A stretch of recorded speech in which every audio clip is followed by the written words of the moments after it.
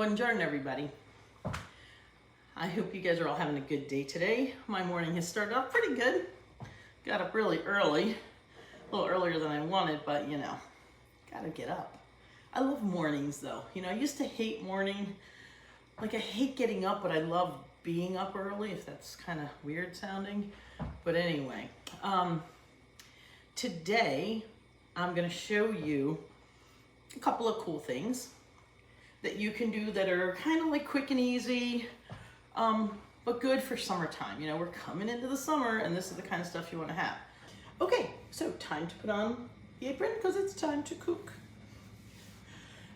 You know, let me talk about aprons for a split second. I have about 100 of them. I have a bunch, lots of these black ones because I like them. And they hide the grease. And these are kind of like chef ones or like, you know, you get them at restaurant supply places.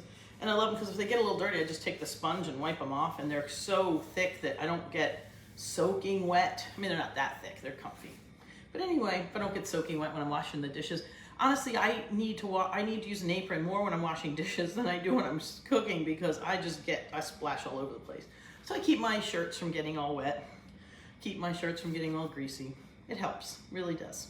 So anyway, and of course, most of my neighbors have only ever seen me in an apron because I walk in and out of the house. One day, not too long ago, I went to the grocery store, I still had my apron on. Anyway, fun stuff. So today I'm going to share with you two tools, or a tool. Well, actually, it's two tools. You know, in the wintertime, some people will still grill outside, but if it's cold or whatever, having a nice grill pan or a griddle, I'm going to show you this. It's really heavy. It's not hot right now. This is a griddle. So this side is grill, this side is flat. It's cast iron, so it cooks awesome. When I'm making pancakes and things like that, when I gotta make a whole bunch of things, I use the flat side. Right now, I'm gonna show you what I do with my chicken, and I use the grill side. Now this is a Pampered Chef grill pan. This morning I actually made two little teeny pieces of steak for some steak and eggs for Pasquale and I. I put them in here, no grease. I just made it really hot and then put them on. It was like it was on a grill. They were so good. So anyway, so you can grease it a little if you want. I recommend you using like a, a basting brush. Because you just want, you know, because if you pour oil in here, it just goes down in the nooks and crannies. So you take this and you brush it across all the ridges and it works really nice. It's a little kitchen tip. Okay. Also, never have a handle, just saying, I've said this before, never have your handle facing out because you know you could go do this. And if you're like me and you have a stove that's on the edge, you know, it could go toppling over. Anyway, I'm only gonna use the grill pan right now. I'm not gonna use the griddle, but I just wanted to show it to you. All right, so one of the things I do when I have an excess of chicken, I don't have an excess right now, but I'm gonna show you what I do when I have an excess of chicken. All right, first, let's see if the tea is steeped. Oh, it's good, but it's hot. All right, let's set that aside for just 1 second. All right, so I'm gonna start the chicken first and then do my other thing because I can do that while the chicken is cooking. So now, I do have my nice butcher block cutting board here, but I'm going to use my Pampered Chef plastic one on top of it because I'm gonna cut some chicken. So I got this chicken. I'm gonna do a little shout out to Cotton Cattle Company. They're out in Asbury, New Jersey, out of the western north, I guess it's like northish west New Jersey, almost to Pennsylvania. And this young man, Bryce, is like the nicest young guy, runs this organic. They're not labeled organic, you know, that's a whole nother ball of wax. But he does everything organically. Any feed he uses is non-GMO. He gives some love to the animals. They're all grass-fed and grass-finished. And you can go to Cotton Cattle, I think it's Cotton Cattle Co. or Cotton Cattle Company now. I forget the website, but anyway, look up Cotton Cattle Company and you can order a sampler box so you can test out all their stuff. They have the best breakfast sausages. I saw this, in the sampler box came this, you know, country sausage. I'm like, what the hell is this? You know, I wasn't thinking breakfast. I was just thinking, you know me, it was one pack of a good Italian sausage and then this country sausage. I'm like, what is this? So finally I'd used up everything just about in the box and I was like, all right, let's try this sausage. I said, let's do it for breakfast. Oh my God, it was the most flavorful, yummy breakfast sausage you've ever had. It was so, so good. So I highly recommend it. Their Italian sausage is also very, very good. So this now was a pack of their chicken breasts that they call medium cut. So now I like my chicken really thin. These were probably, from the looks of them, cut in half once. So I'm gonna, because they're nice and big, I'm gonna go ahead, but you know, before I do this, I'm gonna go ahead and hone my knife a little bit just to make sure it's, you know, sharp. I don't know why. Chicken is soft, right? Why does it dull a knife? I just don't understand. But anyway, I just sharpened my knife the other day. Always, when you sharpen your knives, always wipe them off to make sure there's no little shavings on them. Okay, I'm gonna move this over just so you can see what I'm doing. So when I cut my chicken breast, now if this was a whole one, it would obviously be taller. This one I'm just gonna cut once in half because it's already been cut in half. So you just take it, you hold it really firm, put the knife in the middle and cut across. Now you can feel, don't be afraid, you can feel when the knife is coming up or down because your hand is on it firmly and you can feel if the knife's going straight. If you're getting down to the end and it feels like it's coming up, just wiggle. I'm gonna show you. Just wiggle your knife a smidgen, okay, like this, but not that much, just a hair, and you can get a nice, flat, straight chicken fillet. Now look at this. Ba-boom. There's one. Now I'm touching with one hand because I always keep one hand clean. So let's do a couple more. Actually, I do have to keep it here. I don't want to keep it on top of the food because it's chicken. There we go. Okay, this one can go one more time.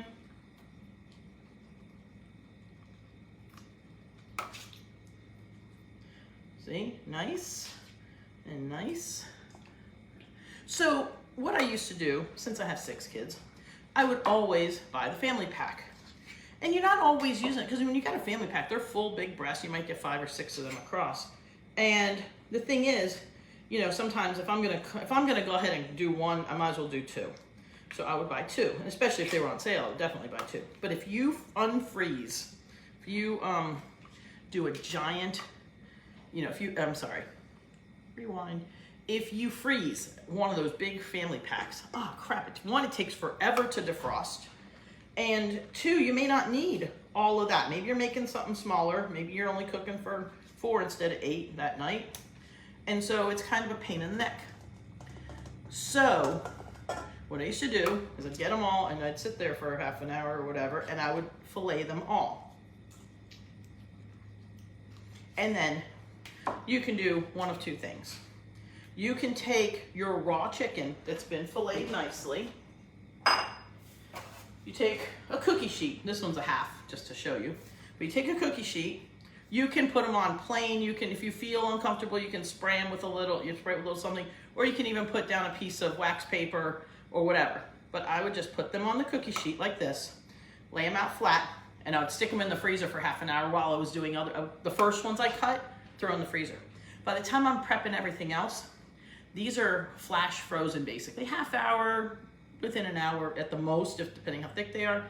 Then I would pop them off, because I literally put a spatula under here where they pop off, and then I throw them in a Ziploc bag and I put them in the freezer. Now I've got individual thin chicken that I can take 1 out or 6 out, and they're ready to go, and they're individual. They're not all stuck together, and I don't have to wait for them to defrost, and they will then defrost that much faster like this. So what I do is I just sprinkle, and I'm telling you, this stuff comes out so good. And I'm gonna tell you what you're gonna do with these once they're done. So, pepper, black pepper, white pepper, paprika, whatever you want. Make sure you got some salt. Doesn't need to be a lot, but just enough. You gotta give it some flavor. And you know, any amount of salt you put on isn't even close to what, you know, frozen stuff is stores. Now this is some really good organic garlic, granulated garlic. I don't use it often, but on something like this, it's really quick and easy because you don't want to, you know, you don't want all these bumps. This is going to be like for sandwiches, for salads, for the thing we're making today. I'll tell you in a second. Okay, and now those are ready. And now I'm going to take a little bit of, notice the chicken hand is still here. Little drizzle of olive oil. A little brush of the, I probably should have used the big griddle, but it's over there and you can't see it as good. I can pick this up and show you. Okay. So now, let's see how hot is that. Let's see if it's gonna sizzle yet. Oh yes. So we're gonna stick these on seasoned side down, okay? Because then when they're in the pan, we're gonna season the second side. So a little pepper, a little garlic, and a little salt. Now you can pick whatever seasonings you want, by all means. Oh, you know what I'm gonna do? I'm gonna do a couple of them with my my Fresh JAX, which the link is on the top of my page. Rosemary, lemon, sea salt. So this one I'm not gonna put any salt on because it's got it in it already. Now, you're gonna see these, the edges start turning white. And because I cut them so thin, you'll see little spots that are turning white. So let them go for a minute. Let them get a little grill marks. Let them really cook on that side and then flip them over. So this was the first one. Oh, yes.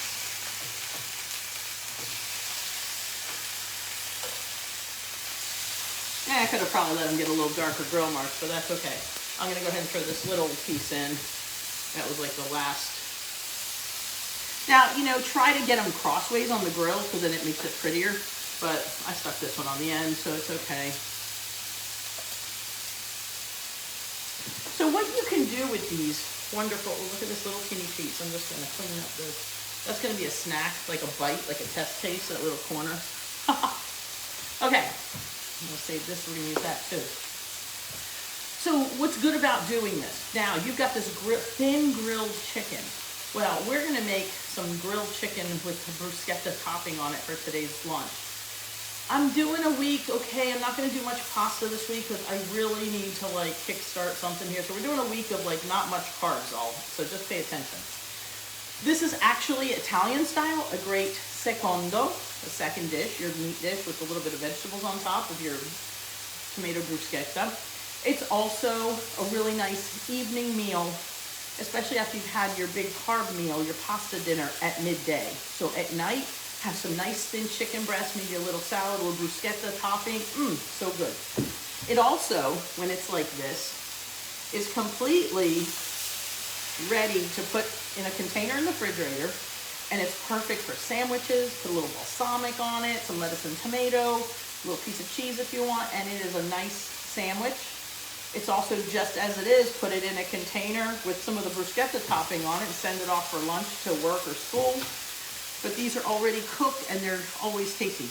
Honestly, I used to keep, you know, containers of them in the refrigerator. The kids would go in and just eat them like snack food, kind of like jerky, but it was chicken and it wasn't jerky.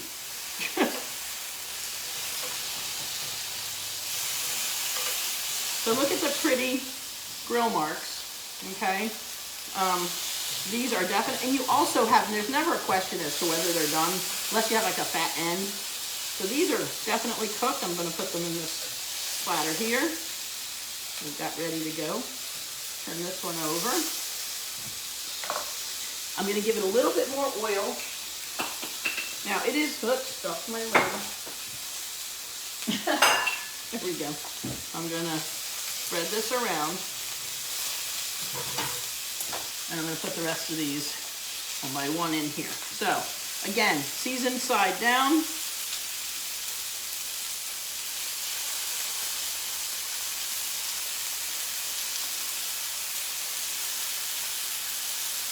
And let's turn this one, I'm sure is done now.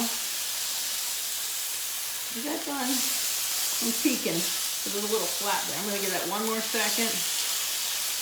Now, what I was going to show you, this extra tool, get yourself one of these heavy weights. Okay, this is great when you're making a steak. You know how sometimes when you're cooking and the meat kind of curls up a little? Put this on there for a minute. It keeps it flat. It's also good on your bacon. It's also got grill design on it. So you can put this in the grill first, let it heat up, and then it's grilling from both sides. Let's see what I have. No, I have a smaller one also that's round. So it just depends on what you're doing. All right, that one's done. That one's done. My little test taster there. Little test taste piece. I'm going to put that in the corner. When it cools off, I'm going to try it. Now these that I just put in, I didn't season yet real quick before they get all dry. You want to season them while they're, you know, wet, so to speak. Okay, let's turn this baby over. Look at the beautiful grill mark. Oh, drip, drip. Looks like I didn't season these last two.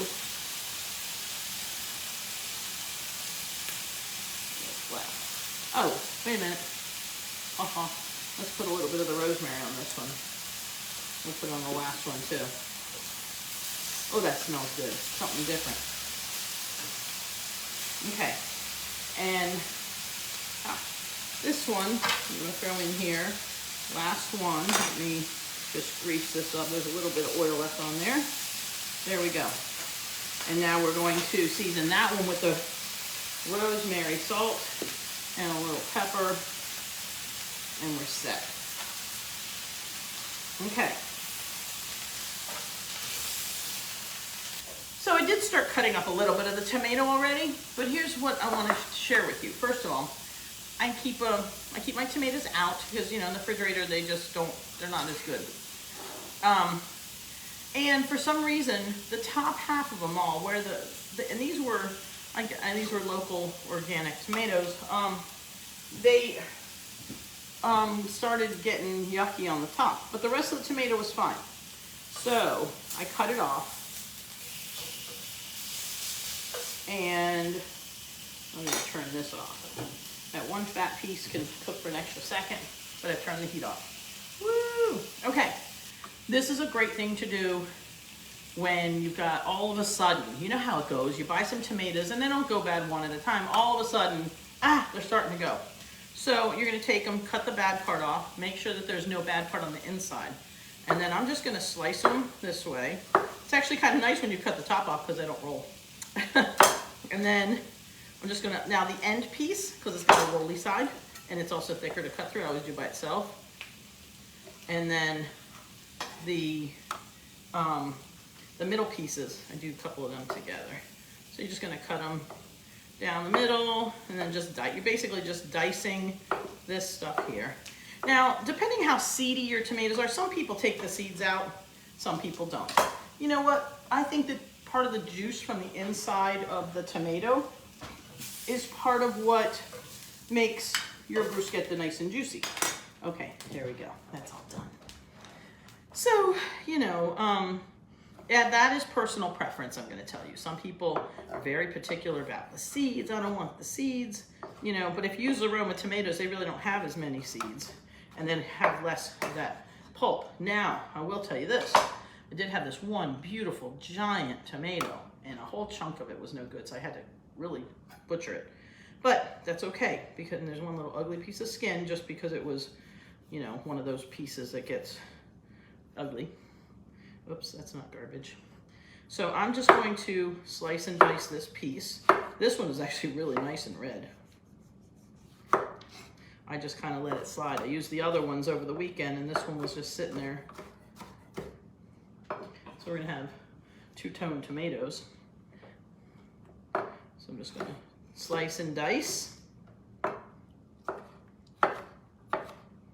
And surprisingly enough, for a big fat round tomato, this didn't have, it's not that seedy either.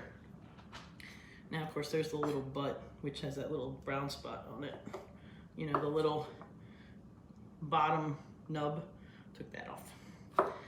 All right. Okay, so now we've got all this beautiful, let's get a spoon here. Oops. Got all those beautiful tomatoes. Okay, diced. Now, we're going to have fun with these. We are going to take some onion. Now, not everybody likes onion.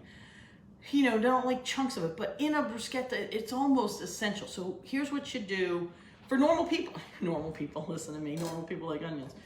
if you like regular onions, just dice them. I dice them really thin and really small. That way you get the essence of the flavor throughout without like a big chunk of something that somebody might not like. So you can dice this way.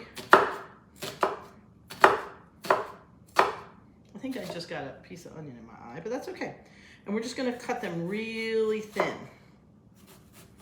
So it's like a real thin, so they're not diced as in they're not cube size, but they are cut in little teeny skinny little pieces. And if your knife is nice and sharp, and see how I'm holding this? I'm almost holding this like a claw. Wait a minute, wrong, wait, yeah, there you go. Kind of claw-like, so hold it, there we go, claw. Then I'm holding it kind of with my very clean hands and fingernails that I barely have any of. All right, I'm not gonna use all of that because that's a pretty good amount, especially when you see how little they are. They're gonna spread around the bruschetta very nicely. A little green piece. So we're gonna throw this in.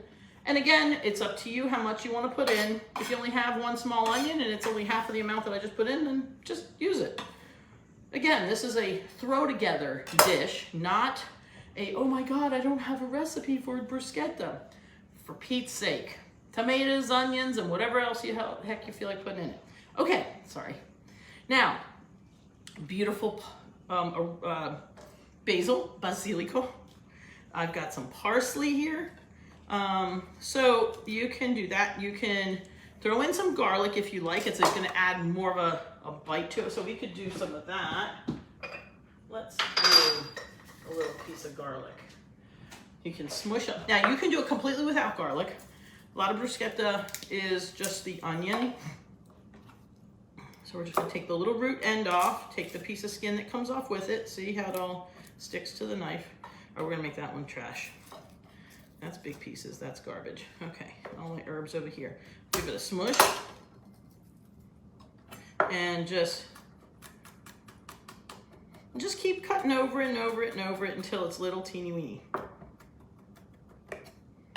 I'm not gonna put, like I said, and you could totally use like a garlic press here. I could have done that, but I have a knife. And that's what I was already doing, and it's fun.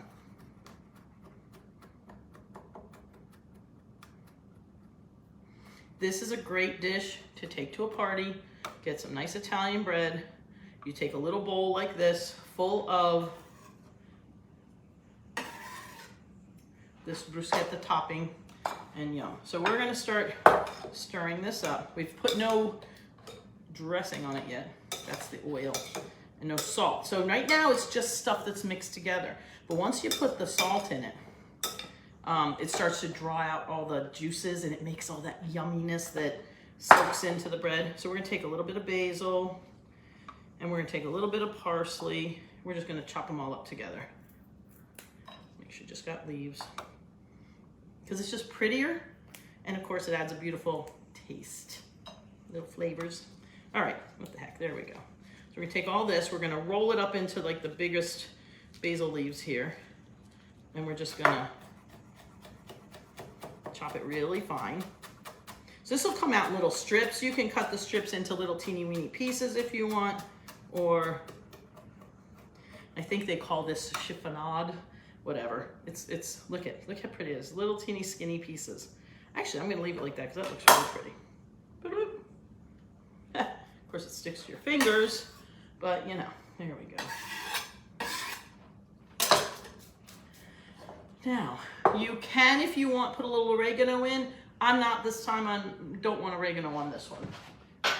I put it out, you know, I pull everything out, then I decide as I go. And very important now is my beautiful salt and pepper. So we're gonna put a little black pepper in, and you can totally put hot pepper in this. But some salt. You know, one of my favorite dishes in Italy, I'll make it for you one day, even though it's really not a lesson, it's just something to share with you, but it's called pane pomodoro. And this is basically what this is a take on. Pane pomodoro is literally bread and tomatoes. And all you do is take a big fat slice of tomato, you put it on a big fat slice of Italian bread. Look how pretty this is already. Haven't even put an olive oil in it. So now we're gonna put the oil in it, and this is gonna make everything just come together. extra virgin olive oil only. You put any other oil in here, and might as well just throw water in it. It's gotta have. Now, what's most important about doing this is letting it sit for a little bit. Okay, you let it sit, and it just, oops, there's a stem. Huh.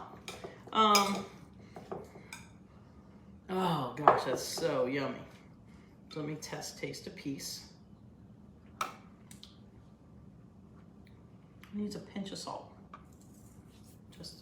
That's all.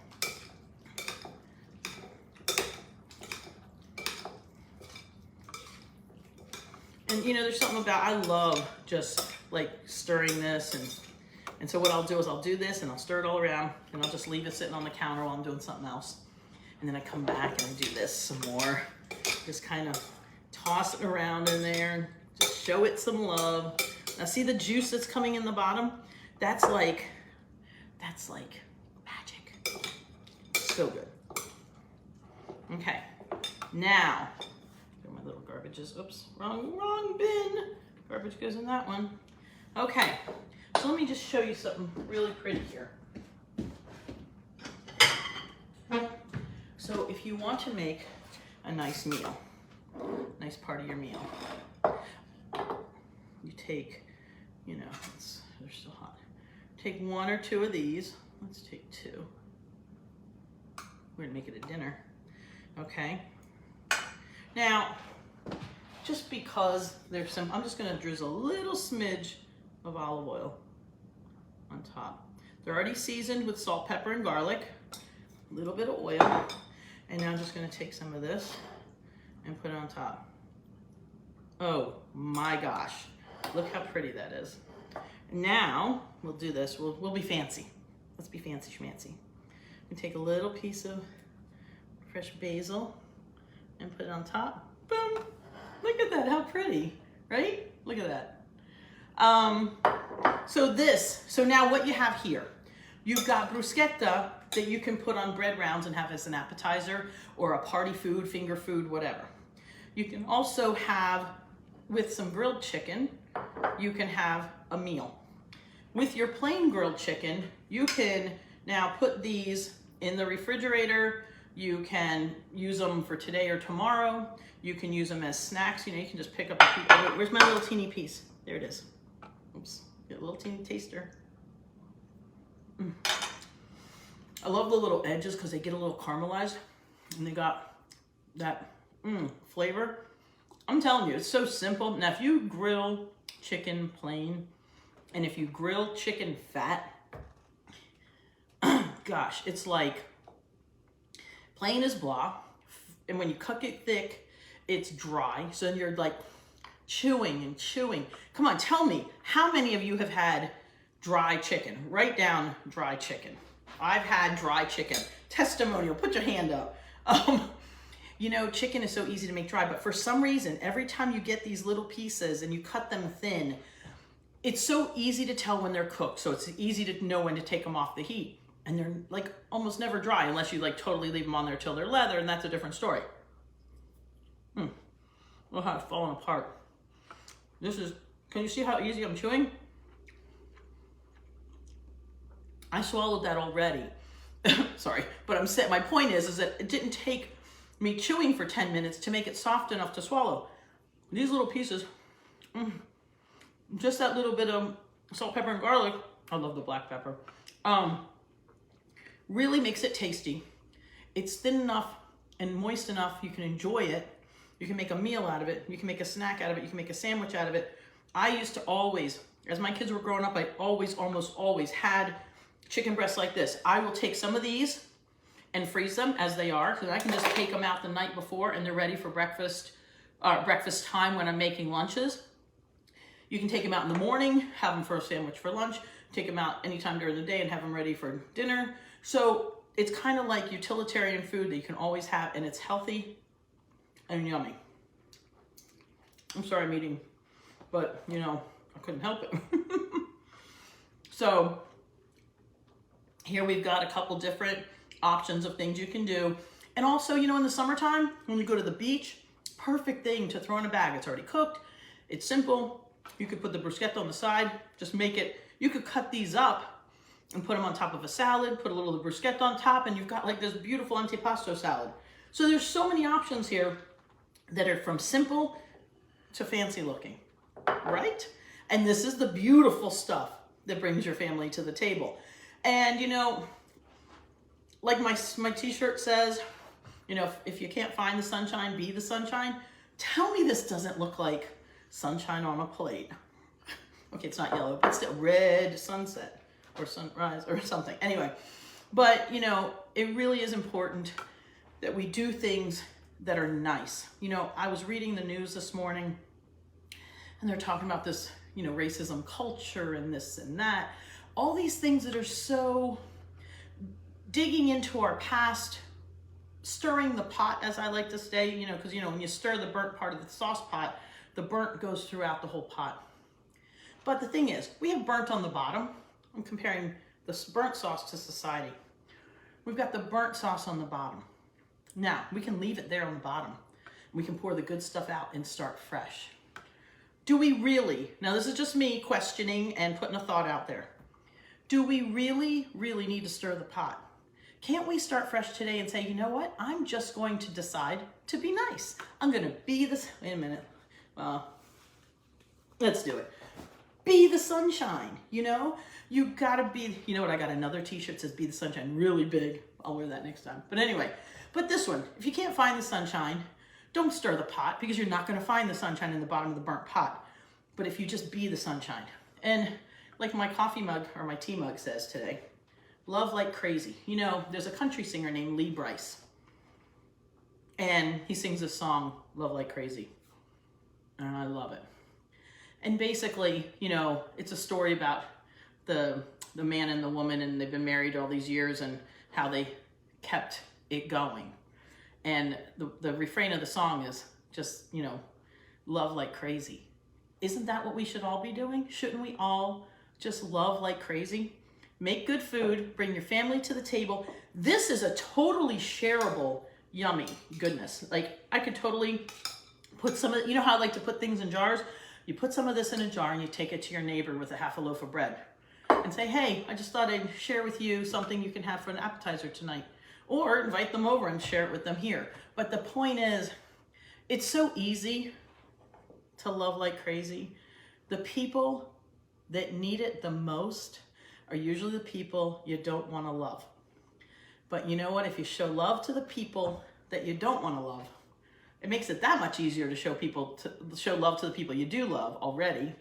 And you can hope that those people, because they were shown love, will then turn around and also show love. Because you know what? Sometimes when you show love to a jerk, just putting it out there, sometimes they're like, oh man, they were nice to me and I was a jerk, and they feel a little guilty. Well, you know what? Make the jerk feel guilty, and then guess what he's going to do? Or she, he or she. Maybe they're going to go out and be nice to somebody else, because if they were a jerk to you when you were nice to them, maybe they're going to pay it forward somewhere else. Live by example. You don't even need to lead. Just share by example. Love by example. You know, when I was a kid, there was a song, well, it's from way before my childhood time. But everybody knows, remember that song, Love Makes the World Go Round? It really does. And look at our world, like, doesn't even seem like it's spinning right now. If anything, it's spinning out of control, but it's not spinning beautifully the way it's supposed to. So let's love and make the world go round. Let's love like crazy. Let's share the love. Let's bring people to the table. Let's save the world one table at a time together. Do me a favor, follow my stuff, because I am pushing this back to the table movement, this revival of the Rosetto effect, which is basically how people nourish each other. We need to nourish each other. So let's nourish. I'm gonna go call Pasquale and say, hey, it's a lunchtime. Let's have some chicken bruschetta. So, mwah, I love you guys. I will always show you love, because I really do truly think that there are more nice people in the world. It's just that the not nice people squeak louder, and the squeaky wheel always gets the oil. Well, I say that us nice people need to squeak louder.